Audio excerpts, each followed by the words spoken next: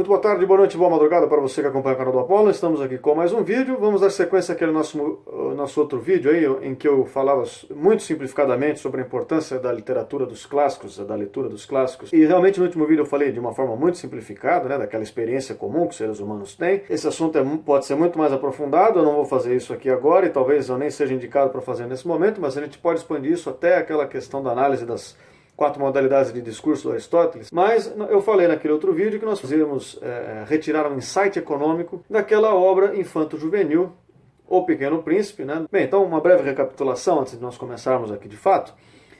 Nós dizemos que você consegue ter acesso a novas ideias, ter pelo menos uma abertura inicial a novas ideias através de obras de mesmo romances, poemas, e que não necessariamente são livros teóricos sobre um determinado assunto. Então, essa é a função que é cumprida, por exemplo, pelas histórias, as fábulas em toda espécie, que nós contamos para os filhos e que nós ouvimos quando nós éramos crianças, aquelas histórias de tradições locais, etc. Geralmente elas repassam valores, a distinção entre o bem e o mal, alguns valores morais. Quando você lê Shakespeare, Dostoiévski, você acaba se deparando com crises existenciais, questões éticas de última grandeza, acaba se deparando com as mais diversas reflexões.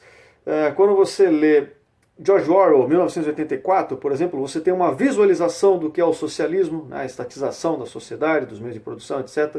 Você consegue enxergar o que é o socialismo sem ter estudado, de fato, a parte técnica do que possa ser o socialismo, etc. e tal. Então nós vamos pegar aqui o Pequeno Príncipe. Eu estou com uma edição aqui que uma amiga me emprestou para que eu fizesse aqui para vocês, né? E eu vou começar dizendo que é um livro de leitura muito, muito rápida. Essa edição aqui, por exemplo, da editora Scala, ela tem somente 91 páginas e muitas delas são de ilustrações, né? Uma letra grande. Quer dizer, em um período de 60, 90 minutos você consegue ler com bastante atenção e aproveitando, né? Absorvendo todo o discurso aqui. Bom, então, se você desconhece totalmente o livro, eu sugiro que você não veja o vídeo agora, porque eu vou ter que contar parte do conteúdo dele, né? O famoso spoiler aí que eu vou ter que jogar na cara de vocês. Se você já conhece, vamos seguir daqui. Eu não vou contar a história inteira do livro, mas é o seguinte, resumidamente, só pra gente lembrar, o Pequeno Príncipe, ele morava lá num planetinha, muito pequeno, proporcional lá o tamanho dele, e nesse planeta tinha algumas coisas muito específicas, né? Dentre essas coisas, uma rosa. Uma rosa que, na literatura fantástica, ela falava, conversava com ele, tinha personalidade, inclusive uma personalidade até um pouco difícil. Ela era um pouco snob, assim, um pouco arrogante, tinha um ego muito inflado, né? Uma rosa que se achava muito importante. E ela conversava com o Pequeno Príncipe, e o Pequeno Príncipe cuidava dessa rosa, ele só conhecia aquela rosa, ele ficava maravilhado com ela, ele evitava que o vento batesse muito forte nela, ele a cobria, ele a regava, ele evitava que as larvas subissem nela para comê-la, né? Embora ele deixasse às vezes uma ou outra, para que a larva pudesse virar uma borboleta. Enfim, ele tinha uma relação de apreço, de apego àquela rosa. E na história do Pequeno Príncipe, quando ele começa a viajar por diversos planetas, até que ele chega aqui no nosso planeta, que é totalmente desproporcional para ele, porque o nosso planeta é gigantesco, né, comparado ao dele, que ele conseguia dar a volta em poucos passos. No nosso planeta ele se depara com algumas coisas, dentre elas um canteiro inteiro de rosas, uma porção de rosas, deviam ter lá milhares, centenas, sei lá quantas rosas, todas iguais e que eram iguais àquela que ele tinha no planeta dele. Quando ele enxerga todas aquelas rosas iguaizinhas no planeta dele, a princípio ele fica um pouco até chateado, ele se questiona, ele fala, poxa, eu achava a minha rosa tão importante, eu me achava tão rico por ter aquela rosa que é tão especial para mim, e de repente eu chego aqui, olha só quantas rosas iguaizinhas, e afinal de contas, por que a minha rosa seria tão importante assim, né? O que a diferencia de todas essas rosas que eu mal consigo diferenciar uma da outra? Quer dizer, elas têm praticamente o mesmo valor, né? Ele fica com aquele pensamento na cabeça dele. E isso chateia ele um pouco porque faz parecer que aquela rosa dele talvez não fosse tão importante assim. Até que ele conhece uma raposa, e aí entra a passagem mais talvez bonita e mais conhecida desse livro. Ele conhece a raposa, chama a raposa para brincar, e a raposa diz, olha, não vou brincar com você porque você ainda não me cativou, você ainda não criou nenhum tipo de laço comigo, e sem o laço não teria graça. Sem o laço, para mim, você seria como todos os outros humanos que eu conheço, e assim como eu para você sou só mais uma raposa, como todas as outras raposas, e assim como aquelas rosas lá que você viu, eram todas iguais umas às outras, né?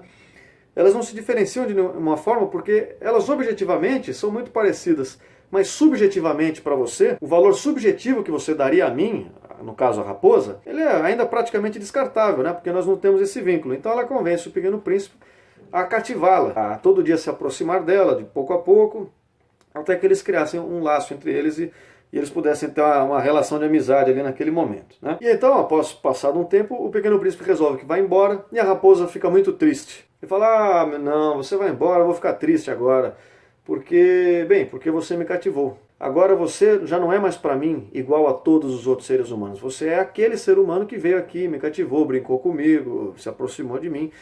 Assim como para ele, o Pequeno Príncipe, aquela raposa não era mais uma raposa como qualquer outra, era a raposa que aconteceu esse mesmo processo aí, né? E aí, depois de passar esse processo da despedida, que a raposa diz a ele, vá rever as tuas rosas, tu compreenderás que a tua rosa é única no mundo. Tu voltarás para me dizer adeus e eu te darei de presente um segredo. O Pequeno Príncipe foi então rever as rosas. E ele diz às rosas, vós não sois semelhantes à minha rosa, vós não sois nada. Ninguém ainda vos cativou, nem cativastes a ninguém. Sois como era a minha raposa. Era uma raposa igual a 100.000 outras, mas eu fiz dela um amigo. E ela agora é única no mundo. E ele ainda completa, sois belas, mas sois vazias. Não se pode morrer por vós. Uma pessoa que passasse e olhasse a minha rosa, que ele tem lá no planetinha dele, né, aquela rosa exclusiva dele, pensaria que ela se parece convosco. Porém, ela sozinha é mais importante que vós todas, pois foi ela que eu reguei. Foi ela que eu pus sob a redoma, foi ela que eu abriguei com um paravento. Foi nela que eu matei as larvas, exceto 2 ou 3 por causa das borboletas. Foi ela que eu escutei queixar-se ou gabar-se, ou mesmo calar-se algumas vezes, porque ela é a minha rosa. E aí, quando ele volta à raposa conta um segredo para ele, que é a grande lição disso tudo, né? Ela diz, olha, foi o tempo que perdeste com a tua rosa que fez tua rosa tão importante. E aí vem a frase mais famosa do livro, que é, tu te tornas eternamente responsável por aquilo que cativas, tu és responsável pela rosa, aquela coisa toda. Bom, é claro que no contexto aqui, ele não está falando, como eu disse para vocês, de economia, né? Ele está falando ali sobre a construção do relacionamento com a rosa, aquela coisa toda. Mas o que está implícito aí, quando a gente faz essa comparação de uma rosa ser igual a todas as rosas, mas o cara dá um valor extremo para aquela rosa que é dele e quase não dá valor às outras rosas. O que está implícito aí, o que está em jogo, é o mesmo princípio adotado em economia, que entende o valor econômico das coisas como um valor subjetivo, que não diz respeito à existência material, ao histórico produtivo daquelas coisas. Para outros economistas, por exemplo, os da linhagem da escola austríaca, que é a que eu comento frequentemente aqui para vocês, então esses pensadores entendem, ao contrário de tantos outros, que o valor não está na existência dos objetos em si, não está na existência daquela rosa que estava ali plantada,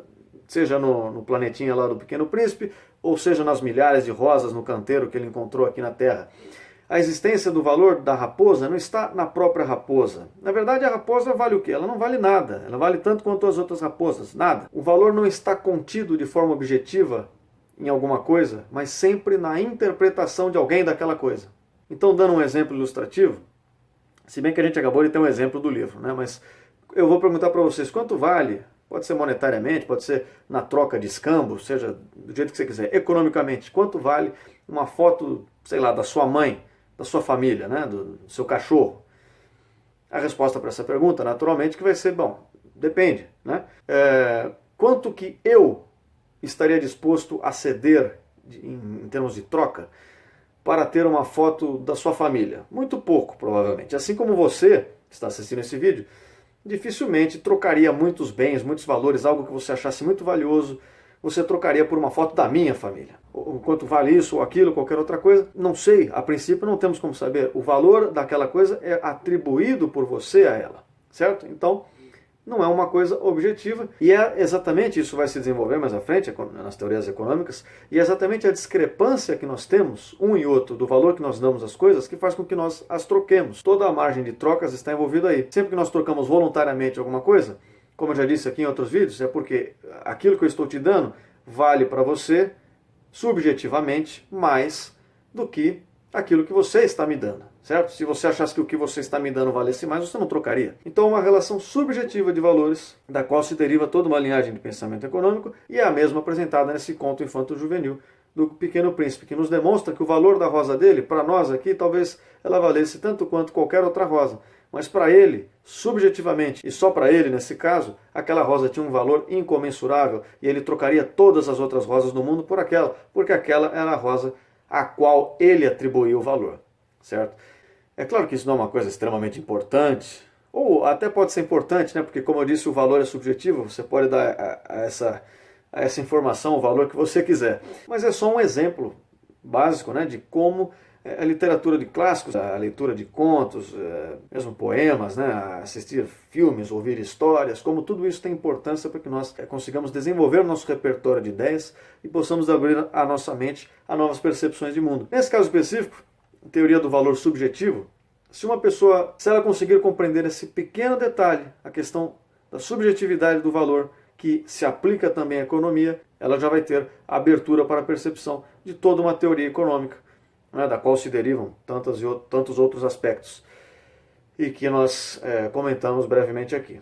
Tá? Então, por enquanto é isso, voltamos em breve com mais vídeos. Agora eu estou com um pouco mais de tempo para gravar, não vai demorar tanto. Um beijo enorme a todos vocês e até a próxima.